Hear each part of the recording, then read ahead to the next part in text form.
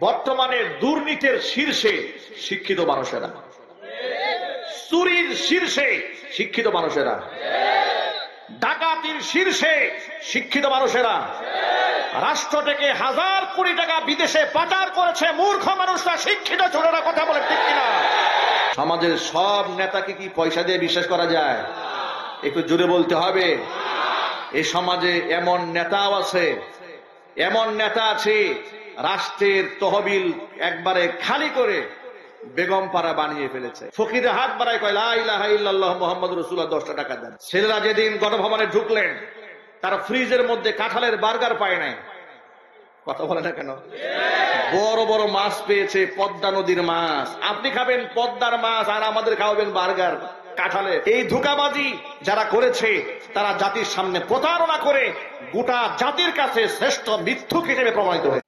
ঈমান, হিদায়াত আল্লাহর পক্ষ থেকে বান্দার জন্য বড় এক দৌলত, অনেক দামি নিয়ামত। এই নিয়ামত যে ব্যক্তি প্রাপ্ত হয়েছে সে যদি গুনাহগারও হয়, এরপরেও সে আল্লাহর কাছে এতটা মর্যাদার পাত্র হয় যে কিয়ামতের দিন পাপের প্রায়শ্চিত্ত ভোগ করার পরে কোনো না কোনো এক সময় নবী করিম সাল্লাল্লাহু আলাইহি ওয়াসাল্লামের আপন শাফাআতে, উলামাদের শাফাআতে, শহীদদের শাফাআতে, হাফেজদের শাফাআতে আল্লাহ পাক তার মুক্তির ফয়সালা করে দিবেন। ঈমান এটা অনেক বড় দৌলতের নাম। ওয়ালা আবদুম মুমিনুন খায়রুম মিন মুশরিকি ওয়ালাউ আ'জাবাকুম। কোরআন মাজিদের সূরা বাকারায় আল্লাহ বলেছেন, একজন ঈমানদার গোলাম, একজন ঈমানদার গোলাম সেই ব্যক্তি আমল আখলাকে যাই হোক না কেন ওই মুশরিকের চেয়ে আল্লাহর কাছে শত সহস্র গুণ শ্রেষ্ঠ, যেই মুশরিকের আমলে, আখলাকে, চরিত্র, মাধুরীমায় সব কিছুতেই মানুষ মুগ্ধ হয়ে যায়। ওয়ালাউ আ'জাবাকুম, তোমাদেরকে মুগ্ধ করে ফেলে এমন চরিত্রের মুশরিকের চেয়ে একটা গুনাহগার ঈমানদারের মর্যাদা আল্লাহর কাছে বেশি। চিৎকার দিয়ে এখন সুবহানাল্লাহ। আপনাদেরকে ছোট্ট করে একটা কথা বলি, এই কথাটা মনে রাখবেন, টু দা পয়েন্ট, বয়ানের মূল প্রতিপাদ্য বিষয়। কিছু কিছু ব্যাপার আছে কম্প্রোমাইজ করা যায় না। আপনি যে কিছু কিছু ব্যাপারে স্যাক্রিফাইস করবেন, মেনে নেবেন, কিংবা এড়িয়ে যাবেন, কিংবা চুপ থাকবেন, কিছু বিষয় আছে। আপনি ব্যক্তিগত আক্রোশের শিকার হয়েছেন, ক্ষমা করে দেন। আঘাতপ্রাপ্ত হয়েছে, মাফ করে দেন। কারণ সবরের শিক্ষা আল্লাহ পাক দিয়েছেন, সবরের শিক্ষা দিয়েছেন। কিন্তু আমরা সবরের ব্যাখ্যা করি ভিন্ন জায়গায়। কোন জায়গায় করি? নিজের ব্যক্তিগতভাবে যদি ক্ষতিগ্রস্ত হয় ব্যক্তি বেসবর হয়ে যায়, নিজের স্বার্থে আঘাত লাগে বেসবর হয়ে যায়। কিন্তু ঈমানি ক্ষেত্রে যদি কোনো ক্ষতি হয় এটা দেখেও তিনি চুপ থাকেন। যদি জিজ্ঞেস করা হয় ভাই চুপ কেন, বলে ধৈর্য ধরতেছি। কোন জায়গায় বেসবর হতে হয় আর কোন জায়গায় সবর থাকতে হয় এই এতটুকু ইলম নাই। মনে রাখবেন, ঈমান এমন এক প্ল্যাটফর্ম, তাওহীদ এমন একটা বিশ্বাসের স্টেজ, আপনি এখানে কারোর সাথে কম্প্রোমাইজ করতে পারবেন না। কম্প্রোমাইজের কোনো সুযোগ নাই ইসলামে। তাওহীদের ক্ষেত্রে যদি কোনো সুযোগ থাকতো আর সেই সুযোগ লুফে নেওয়ার নাম যদি হিকমত থাকতো, যা বর্তমান জামানায় অনেক নামধারী আলেমরা করে বেড়াচ্ছে, হিকমতের দোহাই দিয়ে সমস্ত জুলুম, নির্যাতন, কুফরি, শিরকি, বেদাতি কর্মকাণ্ডকে সমাজ বুকে হাসি মুখে মেনে নিচ্ছে, কোনো কথা বলে না। যদি জিজ্ঞেস করা হয় বলেন না কেন, বলে হিকমত, চুপচাপ থেকে মোকাবেলা করতে হয়। তো এই হিকমত তোমার শেখালো কে? জবাব নাই। কারণ জবাব দিবে থেকে এই হিকমত শিখিয়েছে তাকে শয়তান। এই হিকমত কে শিখিয়েছে? চিৎকার দিয়ে বলুন। তাওহীদের ক্ষেত্রে কোনো কম্প্রোমাইজ নাই। ঈমানি প্ল্যাটফর্মের মধ্যে এসে কোনো কম্প্রোমাইজ নাই। আল্লাহর একাত্মবাদের বিশ্বাসের ক্ষেত্রে কোনো স্যাক্রিফাইস নাই। ধর্মীয় বিশ্বাসের উপরে কোনো স্যাক্রিফাইস নাই। মুহাম্মদ সাল্লাল্লাহু আলাইহি ওয়াসাল্লামের ব্যাপারে কোনো কম্প্রোমাইজ নাই। তার সম্মানের ব্যাপারে কোনো ছাড় নাই। ওই যে কেউ গালমন্দ করে চলে যাবে আর আপনি শুনেও না শোনার ভান করে ভদ্রলোক হয়ে মসজিদের কোণায় বসে সুবহানাল্লাহর জিকির করবেন, আল্লাহর কসম আপনি হবেন সমাজের শ্রেষ্ঠ মুনাফিক। কোনো সুযোগ নেই। ইমানের ক্ষেত্রে কোনো কম্প্রোমাইজ চলে না, প্রমাণ নেন। নবী করিম সাল্লাল্লাহু আলাইহি ওয়াসাল্লাম এই পৃথিবীর সবচেয়ে ধৈর্যশীল মানুষ, সবচেয়ে বড় চরিত্রবান মানুষ, যার চরিত্রের ব্যাপারে আল্লাহ কোরআনে কসম করে বলেছেন ওয়া ইন্নাকা লাআলা খুলুকিন আযীম। নিশ্চয় আপনি মহান চরিত্রের উপর প্রতিষ্ঠিত আছেন, যার চরিত্রের ব্যাপারে আল্লাহ বলেছেন লাকাদ কানা লাকুম ফি রাসূলিল্লাহি উসওয়াতুন হাসানা। আমার রাসূলের মধ্যে তোমাদের জন্য রয়েছে উত্তম আদর্শ। যার দিল নরমের ব্যাপারে, তার মন এত নরম ছিল মানুষের ব্যাপারে, এত কোমল হৃদয়ের অধিকারী তিনি ছিলেন। কোরআন মাজিদের মধ্যে আল্লাহ দ্ব্যর্থহীন ভাষায় বলেছেন ফাবিমা রাহমাতিন মিনাল্লাহি লিনতা লাহুম ওয়ালাউ কুনতা ফাযযান গালিযাল কলবি লানফাদ্দু মিন হাওলিক ফাআফু আনহুম ওয়াস্তাগফির লাহুম ওয়াশাওিরহুম ফিল আমর فإذا عزمت فتوكل على الله إن الله يحب المتوكلين।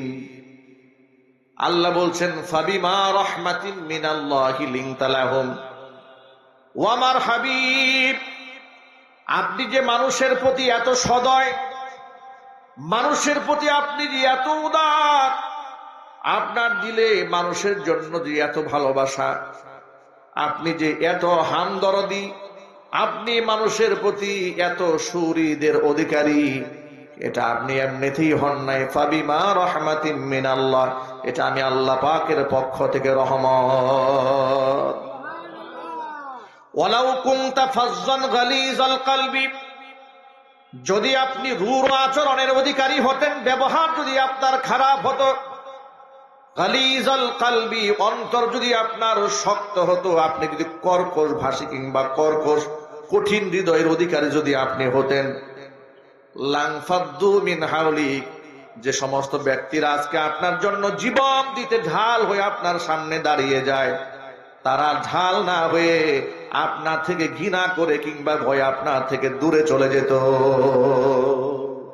আপনার পাশে কেউ ঘেষত না। লানফাদ্দু মিন হাওলিক, আপনার সাহচর্য গ্রহণ করতে কেউ আসতো না, সব আপনাকে ছেড়ে পালিয়ে যেত। কিন্তু আমি আপনাকে এমন সুহৃদ বানিয়েছি, এমন ওয়াসিউল কলব, প্রশস্ত হৃদয়ের অধিকারী আপনাকে আমি বানিয়েছি, আপনার সান্নিধ্যে যদি কোনো কাফেরও আসে, সে আপনার প্রতি দুর্বল হয়ে যায়। চিৎকার যখন সুবহানাল্লাহ।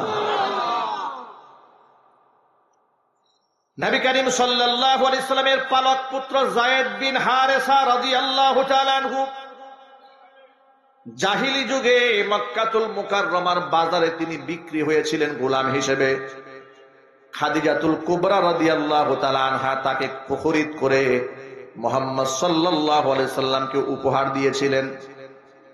যায়েদ বিন হারেসা বংশগতভাবে ধনী মানুষ ছিলেন, তার বাবা মা। তারা তথ্য নিয়ে মক্কাতুল মুকাররমায় আসে, যায়েদ বিন হারেসাকে টাকার বিনিময়ে মুক্তিপণ দিয়া নিয়ে যেতে চায়।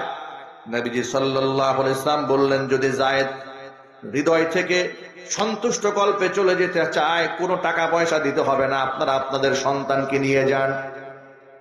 সন্তান বাবা মাকে ডাক দেয়, বলে ও আব্বা আম্মা, আল্লাহর কসম করে বলি আপনাদের সান্নিধ্য আমি হারিয়েছি, কিন্তু এমন ব্যক্তির সান্নিধ্যে আমি আছি যিনি আমার বাবা মার সমস্ত ভালোবাসাকে তার আখলাক দিয়ে ভুলিয়ে দিয়েছে। আমি বাপ মাকে ছাড়া দূরে থাকতে পারবো, কিন্তু মুহাম্মদ সাল্লাল্লাহু আলাইহি ওয়াসাল্লামকে ছাড়া দূরে থাকতে পারবো না। আল্লাহু আকবার বলেন। একটু বুঝার চেষ্টা করেন। আমি ভূমিকা বলছি, পয়েন্টগুলো মনে রাখবেন। আল্লাহর নবীর চরিত্র মাধুরীমার বিশালতা, তার প্রশস্ত, তার গভীরতা কোন পর্যায়ের, যে একজন গোলাম বাপ মাকে ছাড়তে চায় কিন্তু রসুলকে ছাড়তে চায় না। সুবহানাল্লাহ বলবেন না ভাই? এমনই সুন্দর চরিত্রের অধিকার আল্লাহ পাক তার রসুলকে বানিয়েছিলেন। মনটা ছিল খুবই নরম আর এতটাই কোমল, ব্যক্তিগতভাবে মানুষ তাকে গালমন্দ করলেও কোনোদিন তিনি প্রতিশোধ পরায়ণ হন নাই। বীর আমির হামজা রাদিয়াল্লাহু তাআলা আনহু ইসলাম গ্রহণ করার পূর্বে তিনি খুব তীরন্দাজ ছিলেন। তিনি তীর নিক্ষেপ করতেন, এই ব্যাপারে খুব পারদর্শী ছিলেন। নবী করিম সাল্লাল্লাহু আলাইহি ওয়াসাল্লামের চাচা বীর আমির হামজা রাদিয়াল্লাহু তাআলা আনহু, নাম শুনেছেন আপনারা? একটু আওয়াজ দিয়ে বলেন। আমির হামজা রাদিয়াল্লাহু তাআলা আনহুর নাম শুনেছেন?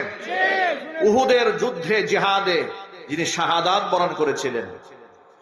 তীরন্দাজ পারদর্শী একজন যোদ্ধা আমির হামজা, তখনও মুসলমান হন নাই। শিকার করতে মক্কার বাহিরে গিয়েছিলেন। শিকার কাজ ছেড়ে এলাকায় আসার পরে শুনতে পেলেন আবু জাহাল মুহাম্মদ সাল্লাল্লাহু আলাইহি ওয়াসাল্লামকে শারীরিকভাবে কষ্ট দিয়েছে। নাউজুবিল্লাহ পড়েন। কি কষ্ট দিয়েছে? যে মুহাম্মদ সাল্লাল্লাহু আলাইহি ওয়াসাল্লাম দাঁড়ানো ছিলেন, তার গলার মধ্যে একটা গামছা পরা ছিল। আবু জাহাল সেই গামছা ধরে সবার সামনে লোক সম্মুখে এত জোরে টান দিয়েছে যে মুহাম্মদ সাল্লাল্লাহু আলাইহি ওয়াসাল্লামের গাঁটটা এখানে লাল হয়ে গেছে, কিছুটা অংশ ছিঁড়ে গেছে। এই কথাটা তিনি শুনতে পেলেন। বাহির থেকে এসে মক্কায় পা দিয়েই তিনি এই নিউজ পেলেন যে আপনার ভাতিজা মুহাম্মদ সাল্লাল্লাহু আলাইহি ওয়াসাল্লামের সাথে আবু জেহেল এই আচরণ করেছে।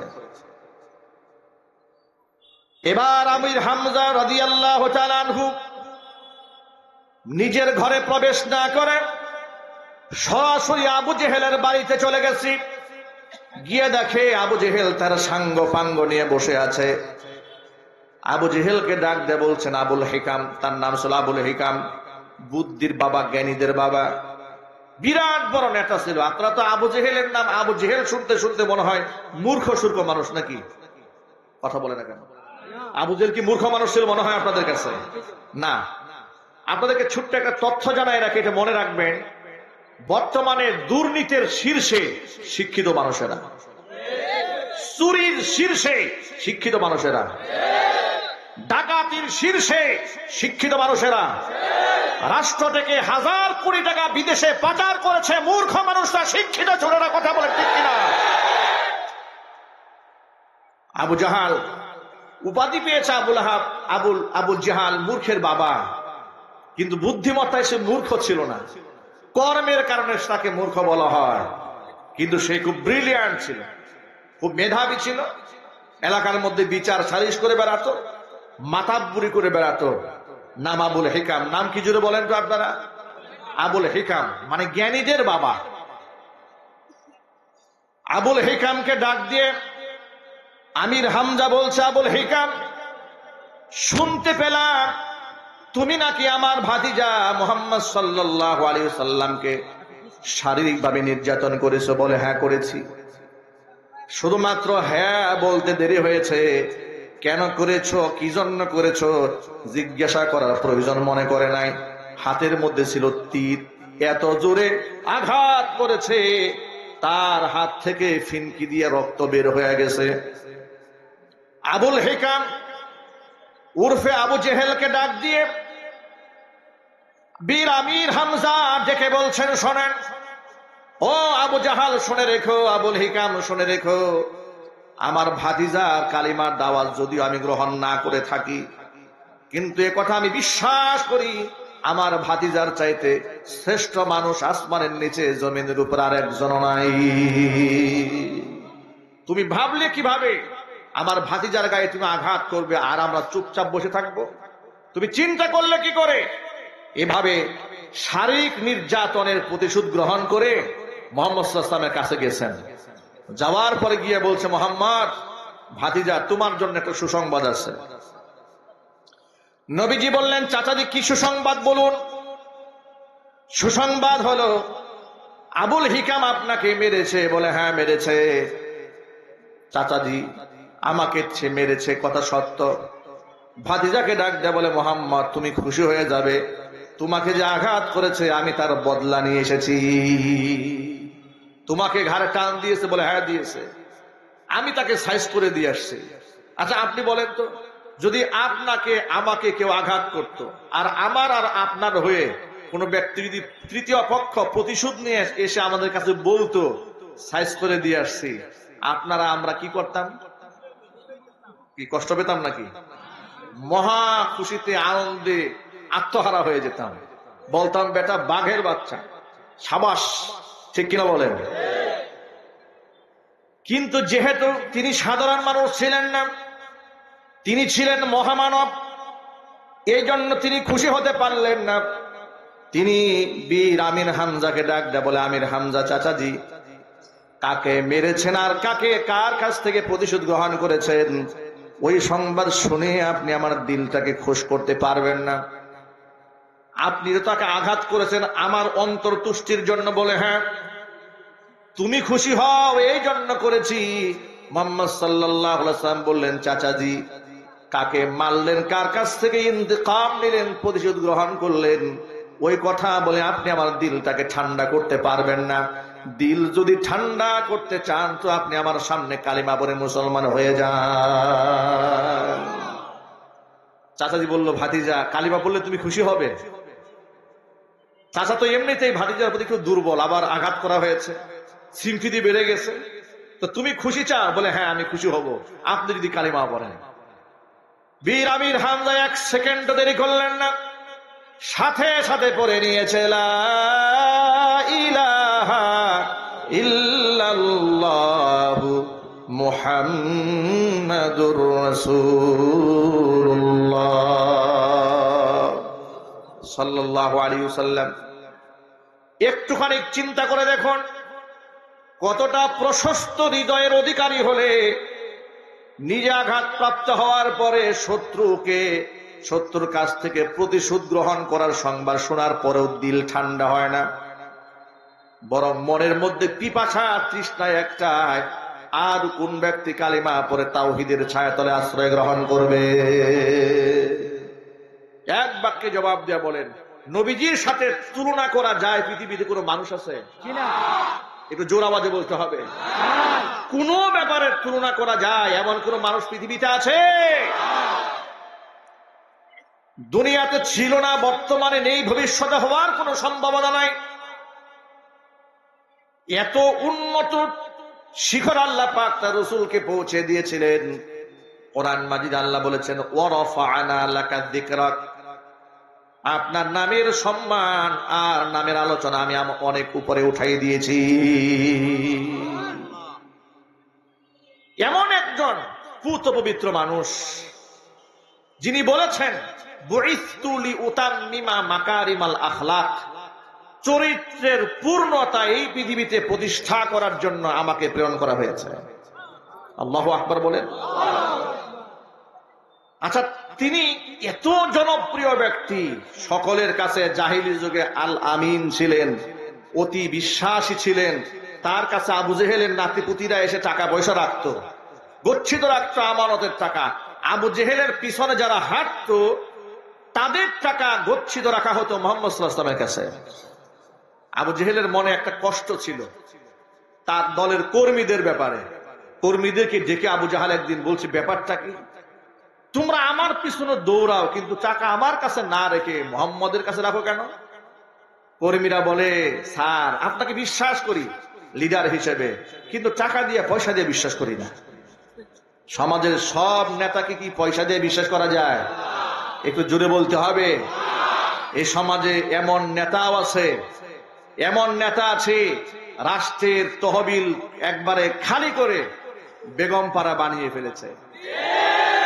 কথা জোরে বলতে হবে, ঠিক কিনা বলেন? 16 বছরে 93 বিলিয়ন মার্কিন ডলার কোন কর্মীরা বিদেশে নেয় না, সব নেতারা নিয়েছে। কথা বলতে হবে, ঠিক কিনা? এই জন্য অসৎ নেতাদেরকে মানুষ বিশ্বাস করে না।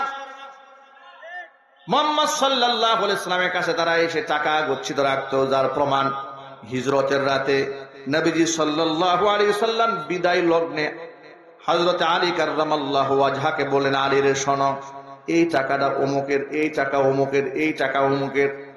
এর মানে হিজরতের সময়ও নবীজির কাছে, নবীজির ঘরের মধ্যে কাফেরদের রেখে যাওয়া আমানতের টাকা ছিল। সুবহানাল্লাহ বলেন। আচ্ছা, এত উদার, এত ভালোবাসা যার অন্তরে, তিনি তাওহীদের ক্ষেত্রে এত শক্ত, কোনো কম্প্রোমাইজ নাই।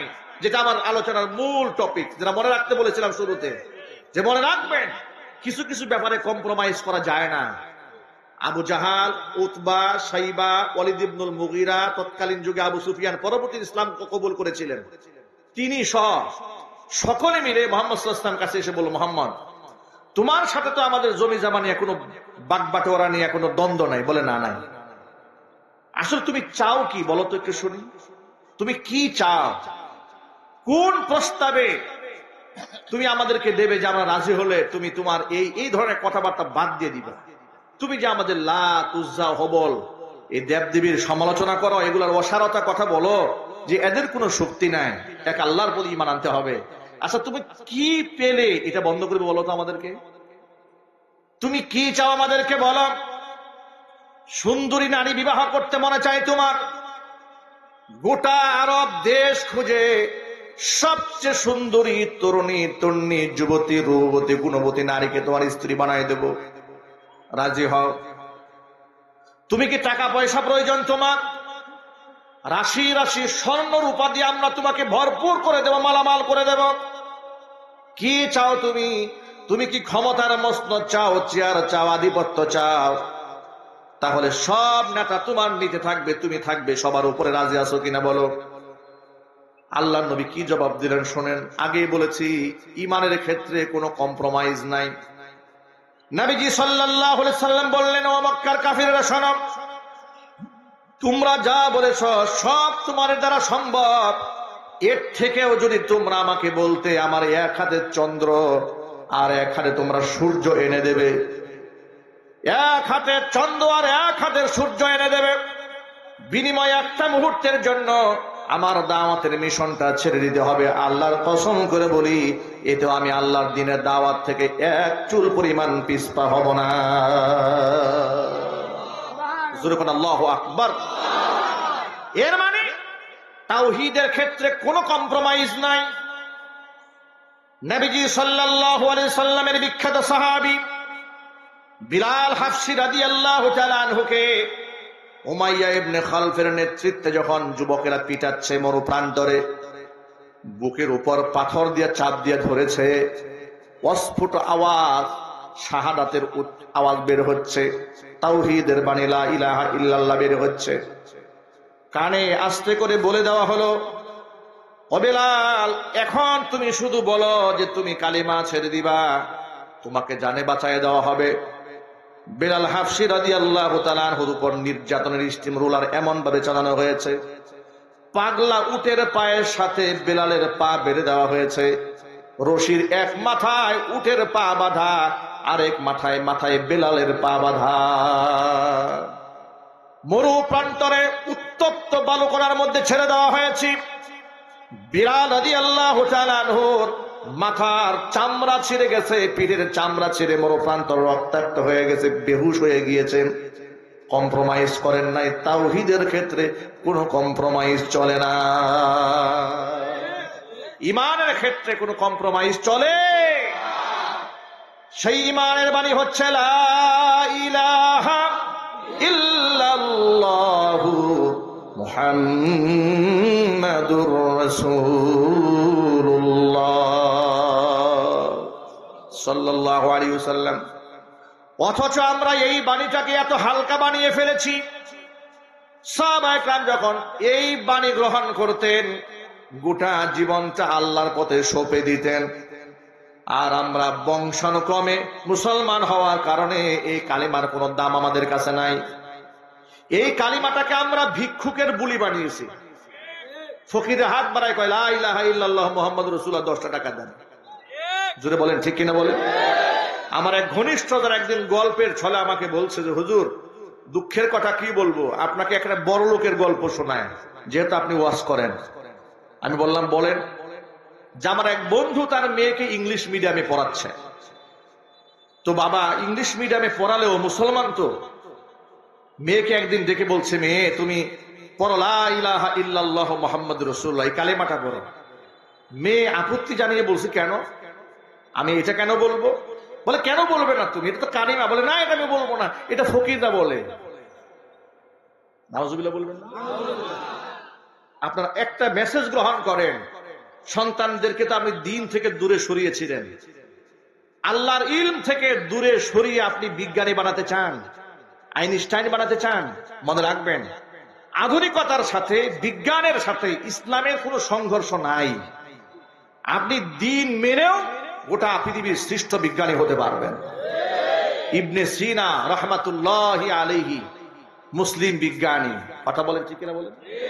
তারা তো ইসলাম মেনেই গোটা পৃথিবীর শ্রেষ্ঠ তারা চিকিৎসা বিজ্ঞান এই পৃথিবীর মধ্যে দিয়েছেন। ওই এই ক্ষেত্রে ধর্ম তাদের বাধা হয়ে দাঁড়ায় নাই। আপনি চিন্তা করেন, এই কি হলো, ইকো কমাই দাও, কি হলো হঠাৎ করে? মালয়েশিয়া একটা মুসলিম কান্ট্রি, সেখানে আধুনিক টেকনোলজি সম্পর্কে যারা গিয়েছেন তারা দেখেছেন। আমরা তো নামে ডিজিটাল, নামে স্মার্ট, স্মার্ট বললেই তো স্টেজ ভাঙে এই দেশে, কথা বলেন ঠিক কিনা? স্টেজও বুঝে যে এটা একটা মিশা কথা, কথা বলেন ঠিক কিনা? স্টেজও তার এই স্মার্ট কথাটা নেয় নাই, সাথে সাথে ভেঙে পড়ে গেছে। এত মিথ্যা কথা মানুষ কয় কেন? এত আধুনিক বাংলাদেশের এখনো এমন অনেক এলাকা আছে, আমাদের গাজীপুরে আছে, গাড়ি নিয়ে ঢুকতে গেলে আপনার কোমর ভেঙে যাবে। স্মার্ট, এটা আমাদেরকে আইওয়াশ করা হয়েছে, ধোকা দেওয়া হয়েছে। বড় বড় প্রজেক্টের নামে ধোকা দিয়ে বোকা বানিয়ে কাঁঠালের বার্গারের পরামর্শ দেওয়া হয়েছে আমাদেরকে, আর উনি খাইতেন আইর মাছ, বোয়াল মাছ। এ প্রমাণ তো আমাদের হাতে আছে। ছেলেরা যেদিন গণভবনে ঢুকলেন, তারা ফ্রিজের মধ্যে কাঁঠালের বার্গার পায় নাই, কথা বলে না কেন? বড় বড় মাছ পেয়েছে, পদ্মা নদীর মাছ। আপনি খাবেন পদ্মার মাছ আর আমাদের খাওয়াবেন বার্গার কাঁঠালের। কথায় কথায় বলবেন আপনার পিঁয়াজ ছাড়া রান্না করেন, এরপরে বলবেন যে কাঁচা মরিচ শুকায়া ফ্রিজে রাখেন, এটা এক সময় কাঁচা মরিচের কাজ দিবে, শুকনা মরিচের কাজ হয়ে যাবে। কি পাগলামি কথাবার্তা এগুলো! এই একটা দায়িত্বশীল মানুষ এই পাগলামি কথা বলে কি করে? তিনি আমাদেরকে এগুলা বলেছে ধোঁকা দেওয়ার জন্য। নিজের হাই লাক্সারিয়াস লাইফ লিড করেছে, দেশের সমস্ত গোদামটা ফাঁকা করে ফেলেছে, আর আমাদেরকে উনি অনশন করতে বলেছে। এই ধোঁকাবাজি যারা করেছে তারা জাতির সামনে প্রতারণা করে গোটা জাতির কাছে শ্রেষ্ঠ মিথ্যুক হিসেবে প্রমাণিত হয়েছে।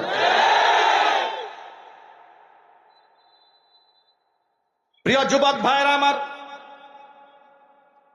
তাওহীদের ক্ষেত্রে কোনো কম্প্রোমাইজ চলে না।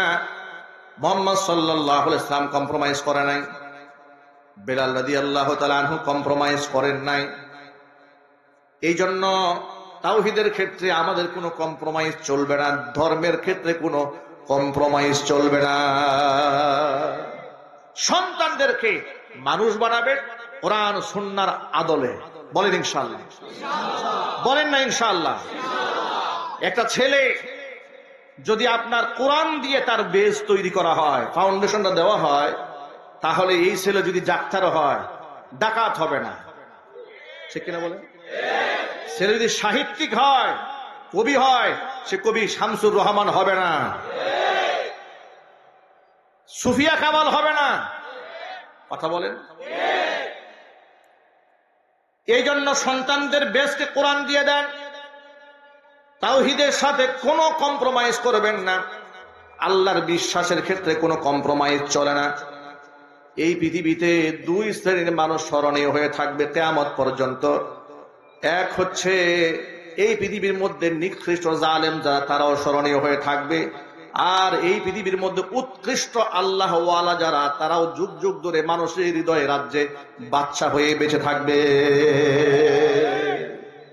ঠিক না ভাই?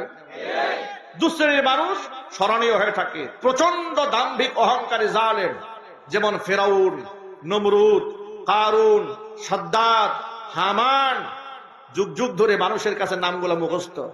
এমন ভাবে তারা প্রসিদ্ধি লাভ করেছে যে পৃথিবীর কোন নিকৃষ্ট নাস্তিকও নিজের ছেলের নাম ফেরাউন রাখতে চায় না। কথা বলেন।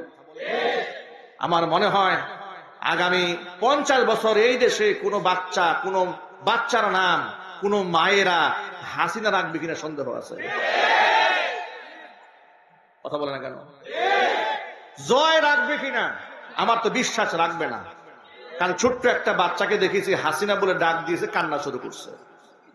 বলে জিজ্ঞেস করা হলো কান্দো কেন? আমাকে হাসিনা বললো কেন?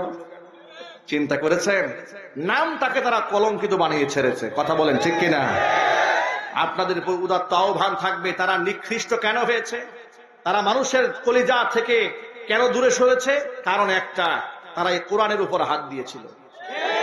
তারা এই দেশের আলেমদেরকে নিরপরাধ আলেমদেরকে জঙ্গি বানিয়ে, টেররিস্ট বানিয়ে, রাজাকার, আল বদর, আল শামস, উগ্র এই সমস্ত তকমা লাগিয়ে বিভিন্ন মাহফিল মঞ্চ থেকে গ্রেফতার করে কোমরে রশি লাগিয়ে হাতের মধ্যে গরুর রশি দেওয়া বেঁধে টেনে টেনে আদালতে হাজির করেছিল। এই জন্য আল্লাহ পাকের লানত এদের উপর অবধারিত হয়েছে। 2018 সালে ছোট্ট একটা গল্প বলে দিই আপনাদের কাছে, অনেক কিছু বলা হয় নাই। লক্ষ্মীপুরার মাহফিলের স্টেজ থেকে আমাকে নেওয়া হলো জয়দেবপুর থানায়। জিজ্ঞেস করলাম ওসি আমিনুল ইসলাম সাহেবকে, ভাই আমার অপরাধটা কি বলবেন তো? বলো কিচ্ছু বলতে পারবো না, সব উপরের নির্দেশ। আমি জানি না আপনার কেন ধরা হয়েছে। আমাকে রাখা হলো গারদে। আধা ঘন্টা পরে দেখি এক বয়স্ক মুরব্বী হুইল চেয়ারে চলে এমন একটা লোক, তাকে এনে রাখা হলো আমার সাথে। আমি তার দিকে তাকিয়ে আছি, তিনিও আমার দিকে তাকিয়ে আছে। আমি ইয়াং মানুষ, উনি একটু বয়স্ক মানুষ। মনে মনে ভাবলাম আমি না হয় একটা ইয়াং মানুষ, জালেম আমাকে ঢুকিয়েছে। এই আমার পিতৃ সমতুল্য বাবার বয়সী একটা বৃদ্ধ মানুষ, চলতে কষ্ট হয়, এমন একটা মানুষকে গারদে এনে রাখতে হবে? কেন রাখলেন? জিজ্ঞেস করলাম, চাচা আপনার নাম কি? রাজনীতি করেন নাকি আপনি? চাচা আমাকে বললেন যে আপনার নাম কি? আমি আমার পরিচয় দিলাম যে আমি বুটবাজার কেন্দ্রীয় জামে মসজিদের খতিব, আমার নাম মাওলানা আব্দুর রহিম আল মাদানী। আপনি কে? আপনি একটা বুড়া মানুষ, আপনাকে এইভাবে লাঞ্ছিত করলো কেন? রাজনীতি করেন? আমাকে উনি মুচকি হেসে বললেন যে আপনি আমাকে চেনেন না? বললাম না। তিনি বললেন আমার নাম হাসান উদ্দিন সরকার, টঙ্গীতে আমার বাড়ি। এরপরে তিনি তার ব্যাকগ্রাউন্ড বললেন, পরিচয় বললেন। তখন আমার মাথায় মনে হলো যে হ্যাঁ, এরকম একটা বড় নেতার নাম শুনেছি, বড় নেতার নাম শুনেছি। তারপরে অনেক কিছু গল্পে ছলে বললেন। আমি ছিলাম খুব ক্লান্ত, সে রাতে প্রোগ্রাম করে এসেছি। আমি ওই প্রচন্ড শীতের মধ্যে, তা আমার তো বিছানা টিছানা কিছু নাই, তো তার জন্য যে বিছানা দেওয়া হয়েছিল